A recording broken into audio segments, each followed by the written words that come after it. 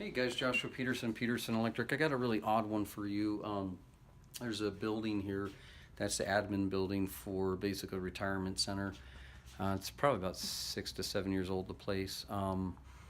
Complaint sounded so simple. GFCI out on a kitchen coffee bar. So the first thing I did is I checked a couple GFIs, we looked around, then I got the Fluke Pro 3000 and put that on. This is out, that was out, this was out.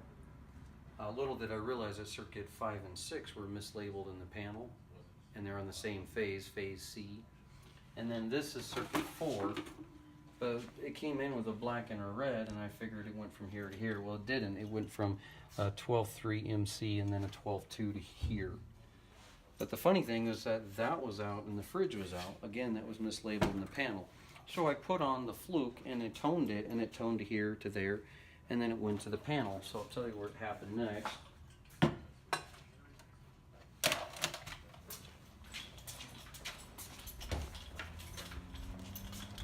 I've worked in these buildings in the past, but not to this depth in the electric rooms.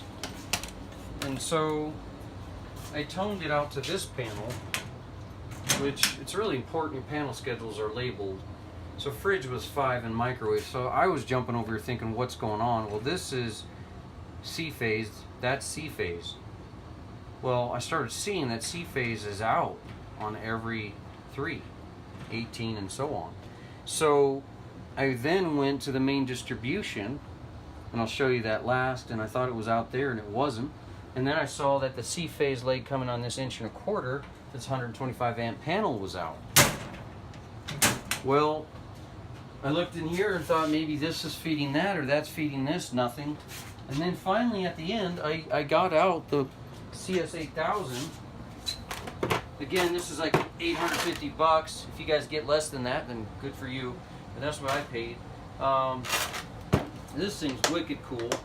And it showed me the circuit was open on the transfer switch. And so power comes into the top of this, and this is your emergency load out to this panel. And then this right here is the normal out, not the emergency, but the normal. This was dead. So we started tracing, took the plastic off, and right in here, and definitely could see that as soon as I get to this rocker contact, that's dead. So anyways, we're gonna have to call the pros, because I'm good at tracing, but to say I know anything about these Cummins transfer switches, I do not. Personally, I think that there's something in here, because there's a couple relays that tell these things to turn on and off. Well, the funny thing is that the complaint was last week the power went out, which had nothing to do with us other than Loveland Power. So when this thing had to be on demand, it did kick on the main generator. What was cool though, that the maintenance guy Adam told me, and I didn't know you could do this, was you can just self-test the generator for just this panel, which is the power and the lighting. And so you can sit here and push the buttons together simultaneously and then hit test, and then the generator kicked on for 10 minutes. I'm glad he had a one line, which kind of helped us to know that the 750 kVA came in, main distribution near the meter, came into the main panel, that then fed over, came up to here, and then came to the transfer switch, and that's where our contact's having an issue. Now, I've been here 2 hours. I'm not that smart, and I don't get to get on a ton of commercial stuff anymore, but I know enough to kind of run around stuff and use my tools to figure it out. Anyways, I'll be right back here in a second, but let me show you what was so confusing. So first of all, power comes in for all these buildings here. There's like 6 of them. Come in here, comes in through here for this building, and meters here into this distribution. This distribution then feeds probably the panel I was dealing with, ELSCH right here. So I knew that I had 3-phase going in over there, and it was labeled very well. These dead front covers are super heavy. This right here is just a AIC fault, or excuse me, a surge protective device inside of here. Really fancy. I haven't seen one like that. I opened it up, pretty neat. And then these 2 guys right here were just off of this main generator. If something goes wrong, it'll kick on power to all the buildings in here, to all their single panels. Be it the fact they're probably power versus lighting, because that is going to be emergency lighting system, and this is going to be emergency power. So anyways, this right here is a huge Cummins generator. I don't know if this is like a 50 kVA. It's got to be bigger than that. 150 kVA. What's that? 250. Oh, 250 kVA. Sorry, guys. Yeah, so this is, they say they run this every Monday to run it just to keep the bearings and make sure everything's running right.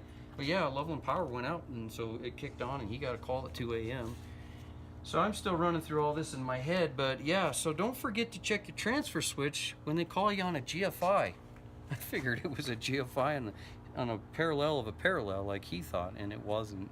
So he'll call the Siemens rep and get a guy out, and he'll call me and tell me what happened. But just this video is really for just electricians, but I know for me it's a Monday, and so you're kind of foggy from Sunday if you had to work like I did, but then you're kind of running through your head going, what could it be?